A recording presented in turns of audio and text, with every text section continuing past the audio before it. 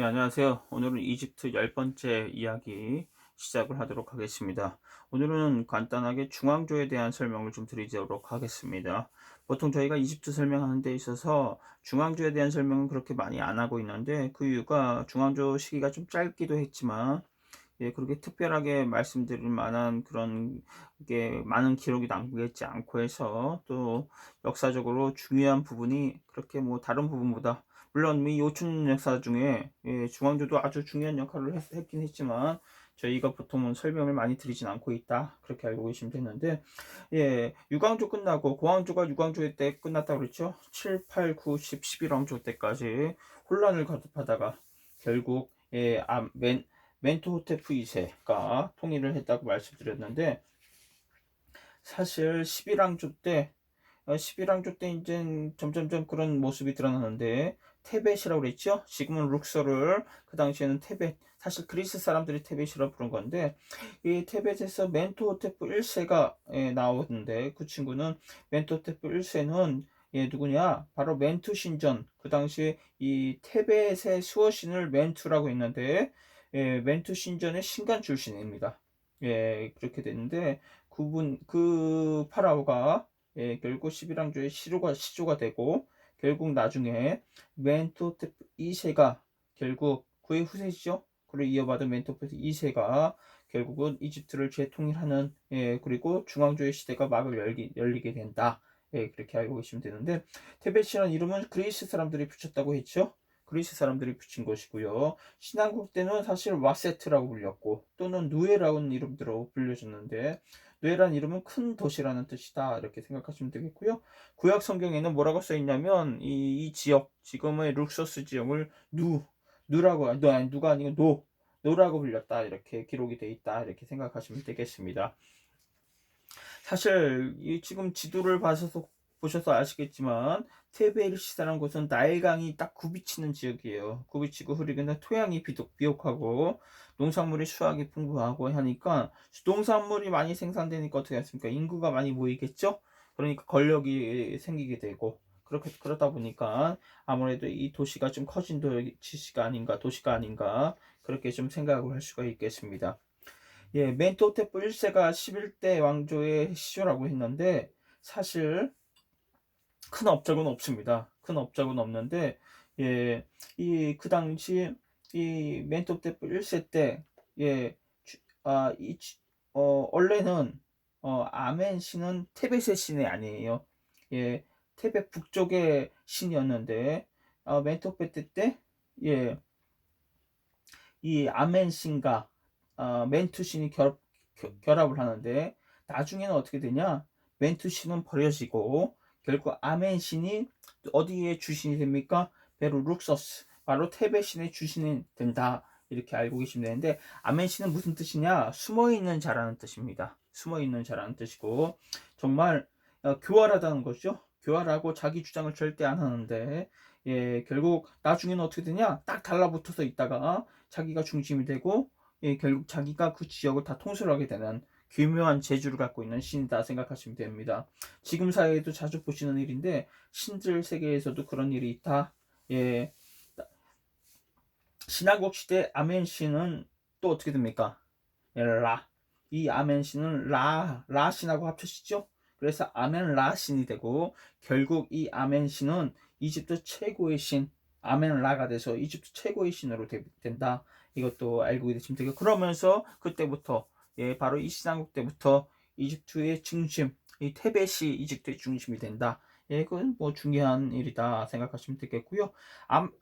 멘토테프 2세의 업적이 좀 있다고 생각하시면 돼요. 아무래도 재통일 왕국을 시켰으니까 아무래도 이 막강한 권력을 갖고 있었겠죠. 힘도, 군사력도 마찬가지고. 그래서 나일강 서쪽 지역을 이제 개척을 하기 시작합니다. 근데 사실 그때는, 그 당시에는 큰 의미가 없었겠지만, 지금 저희 역사적인 관점에서 봤을 때는 아주 큰 의미다 생각하시면 되는데, 서안에는 어떻게 되냐, 왕가의 분모가 만들어지고, 그러니까 그전에는 왕가의 분모가 동쪽에도 있었고 서쪽에도 있었는데, 서안의 멘토테프 2세가 서안에 계기로 해서 서안을 개척하면서 왕가의 분모가 서쪽에 만들어지고, 물론 신한국 그러면서 신한국 시대에 들어서는 왕가의 계곡, 그리고 왕비의 계곡, 그러면서 이런 정말 정대한 네크로폴리스는 사자의 도시, 죽은 자의 도시인데 이런 게 만들어지게 되고 저희가 그래서 지금도 그런 모습을 볼 수 있게 된다, 이렇게 생각을 하시면 되겠습니다.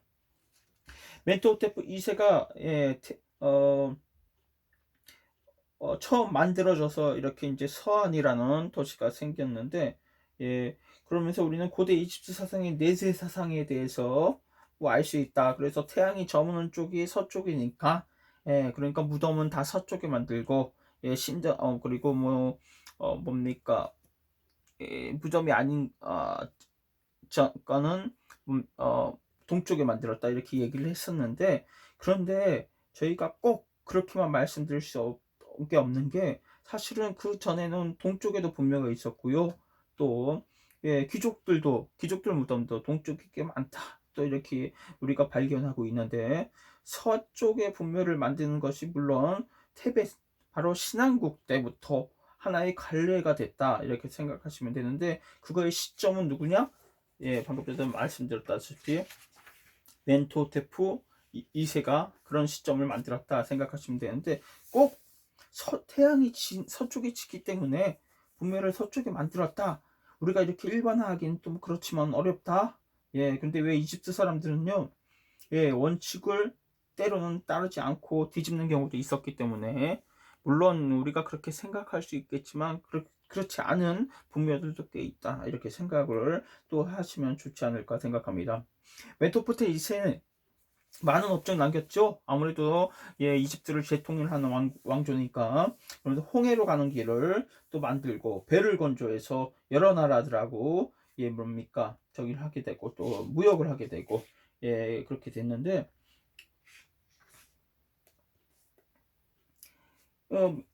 멘토테프 2세 다음에 바로 또 파라오는 저희가 아멘엠하트 1세라고 하는데, 아멘엠하트 1세는 수도를 테벳에서 이제 조금 옮깁니다. 그래서 상하 이집트의 경계라고 할 수 있는 위쪽 지역으로 좀 올라가서 리슈트 근처라는 이타이라는 지역으로 옮기고, 그러면서 멘트신에서 아멘신으로 또 바뀝니다, 신이. 여기 이집트를 보면 주신들이 바뀌는 경우를 종종 볼 수 있는데, 아마 그게 밑에 있던 신들, 그리고 거기 샀던 주민들, 그러니까 국민들이 선호하는, 그게 하나의 그 각각의 신들이 있었을 텐데, 예를 들어서 그 신들의 신하들의 힘이 세졌을 때는 주신이 바뀌고 그런 게 아닌가, 이게 하나의 권력 다툼이었지 않은가, 우리가 그렇게 생각하면 좋지 않을까 생각이 됩니다. 아멘에나하트 1세 때 보면 중요한 업적이라고 하면 뭐 다른 건 없지만, 바로 피라미드가 재건립된다. 건설이 재건립된다. 물론 뭐 돌피라미드, 고왕국시 때는 돌피라미드가 됐었는데 이때는 벽돌로 해서 피라미드를 만들었다. 그러니까 이게 하나의, 이제 갑자기 이게 다시 부활을 하는데, 피라미드를 만드는 게 그런데 사실 이게 하나의 행사, 그러니까 자기의 그 파라오의 권한을 보이기 위한 하나의 행사 역할을 한 게 아닌가, 우리가 그렇게 또 생각을 할 수가 있겠습니다. 아멘헤트 1세 때 보면 그런 업적이 있었고, 바로 뒤를 이유는 세누레세트라는 파라오입니다. 세누레세트라는 의미는 이시스의 형제라는 뜻이고요. 그런데 세누레세트 1세는 전투력을 좀 강화합니다. 그래서 정규군을 좀 만들고, 그런데 이때부터 이제 포로들이 어, 노예 제도가 뭐 사실 정확하게 뭐 고왕조 때, 중앙조 때, 신왕국 때 우리 저희가 뭔가를 정확하게 판단을 하기 딱 어렵다고 그랬죠. 그런데 저희가 보통 역사가들은 이때부터 노예 제도가 실시된 게 아닌가, 그렇게 추측을 하는데, 그 이유가 뭐냐? 사실 그 전까지는 노예들을 다 죽인 거예요. 사실 실마리는 예를 들어서 1000명의 포로를 잡았다, 그러면 기술력 있는 사람하고 여자들만 빼고 나머지는 다 죽였다고 하는데, 점점 더 중앙조 때 이후로 경작지에서 수확량도 많고 먹을 게 많이 생기니까, 먹고 살기 풍부하니까 군대 이 포로들을 데리고 와도 된다. 그래서 노예를 만들기 시작했다. 이렇게 생각을 하시면 되겠고요. 그래서 나중에는 군대를 또 토지를 개간하거나 군대를 만드는데 또 노예들을 쓰기도 하고, 그래서 이때부터 실질적으로 노예 제도가 생긴 게 아닌가. 먹고 살기 편해지니까, 먹고 살만 하니까, 그렇게 우리가 좀 얘기를 좀 할 수가 있겠습니다. 센세레트 1세 때 군대를 정규군을 만들었다고 했죠.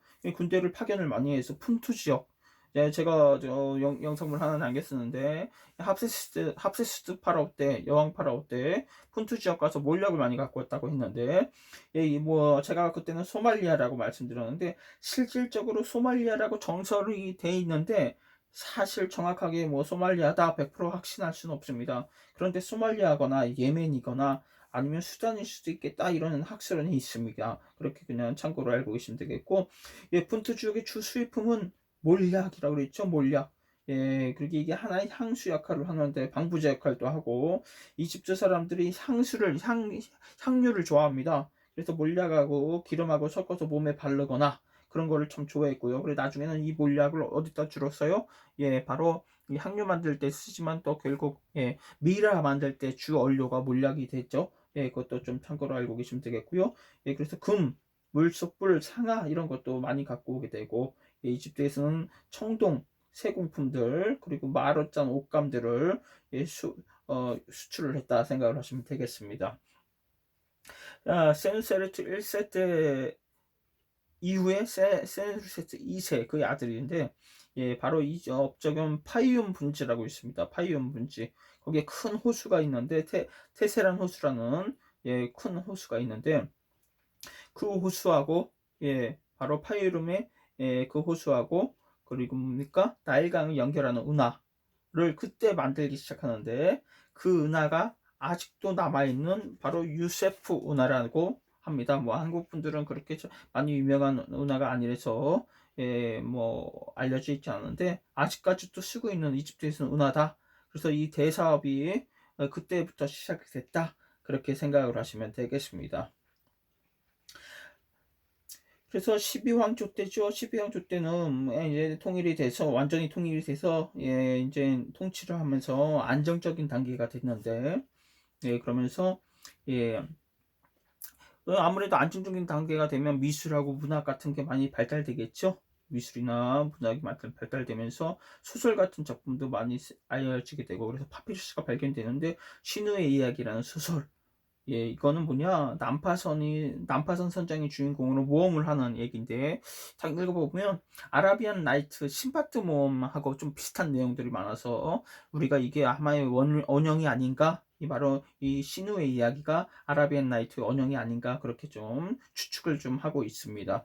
그래서 문학 작품들은 신간들이 많이 썼다고 하는데, 이 신간들이 좀 히에로글리프를 좀 간략하게 만든 그 글자가 있는데, 그거를 히에라틱이라는데, 그거를 쓰고 있는데, 사실 히에로글리프는 고대부터 중앙조, 신앙조 때부터 점점점 많이 바뀝니다. 그래서 시대에 따라서 히에로글리프가 바뀌고, 그래서 실질적으로 고한조 때 지금 히에로글리프를 100% 우리가 해석을 했다 이렇게 얘기를 하는데, 사실 그러기가 좀 쉽지가 않은데, 어제도 말씀드렸지만 피라미드 텍스트, 코핀 텍스트 이런 걸 보면, 사자 해석 같은 거 보면 많은 히에로글리프가 써 있는데, 어느 정도 사실 이게 글의 흐름이라든지 이런 거를, 아니면 단어, 아니면 중간중간에 모르는, 전혀 글자 같지 않은 것들을 많이 써 있고 해서 정확하게 해석한다는 게 참 쉽지가 않은 게 아직도 히에로글리프다 생각하시면 되겠고, 저걸 100% 해석했다 이렇게 생각하기는 우리가 좀 어렵지 않나, 그렇게 우리 학자들도 그렇게 생각을 하고 있다, 그렇게 좀 알고 계시면 되겠습니다.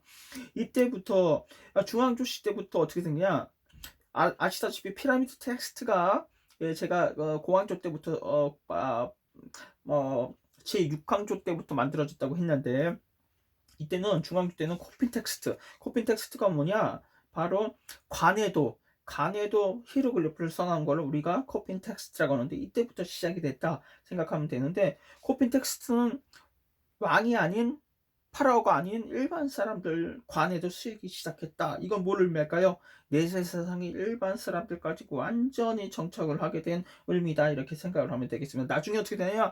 미라도 사실 파라오가 만들어지다가 귀족들도 만들어지다가 나중에 신앙조 때는 일반 사람들도 미라가 만들어졌다. 그건 완전히 내세 세상이 굳혀졌다. 이렇게 생각을 하시면 되겠습니다. 그러면서 코핀 텍스트를 기초로 한 게 나중에 편찬된 게 뭐냐? 사자의 선대. 예. 그래서 나중에 이걸 뭐라고 하냐? 우리가 피라미드 텍스트, 코핀 텍스트, 사자의 서를 우리가 저승의 서라고 이 세 가지를 그렇게 또 얘기를 하기도 합니다. 예, 뭐 세계 뭐 어제 프랑스나 이런 유명한 박물관에 세계 최고의 수학서라고 알려진 파피루스가 있는데 우리가 그걸 린드 파피루스라고 하는데 이 시대 때 만들어진 파피루스다 생각을 하시면 되겠습니다. 예, 사실 그러니까 얼마나 세계 최고의 수학서라고 하는데 그게 바로 이집트에서 중앙조 때 나온 거다 생각을 하시면 되겠어요.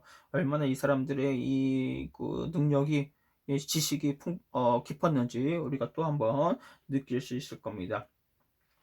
12왕조가 끝나고 13왕조가 이제 점점점 12왕조는 안정적이었는데 13왕조 때부터 또 사실 이 강력한 또이 구심점이 없어지면서 힘이 없어지다가 14왕조 때 들어서지만 14정도에 거의 어떻게 되냐 세력이 미약해집니다.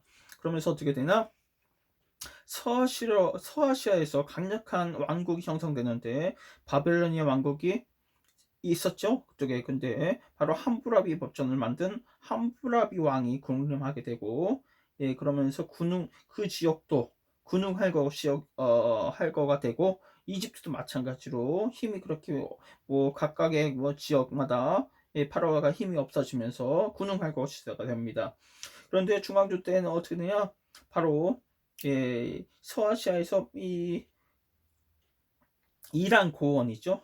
그 중에서 아리안이 이동을 하게 되는데 아리아인들이 이동을 하게 되는데 바벨로니아를 공격하고 시리아, 소아시아의 부족들을 압박해서 그 사람들이 다 어디로 넘어가요? 이집트로 넘어갑니다. 이집트를 다 쫓아난 거죠. 그리고 이집트를 쫓아내서 아리아인들이 처음 사용한 게 뭐냐? 기마 전차하고 그리고 철이에요. 철 이런 걸 사용했는데 그러니까 어떻게 되겠어요? 기마 전차하고 철에 그냥 무너졌겠죠? 왜냐하면 이집트는 뭐예요?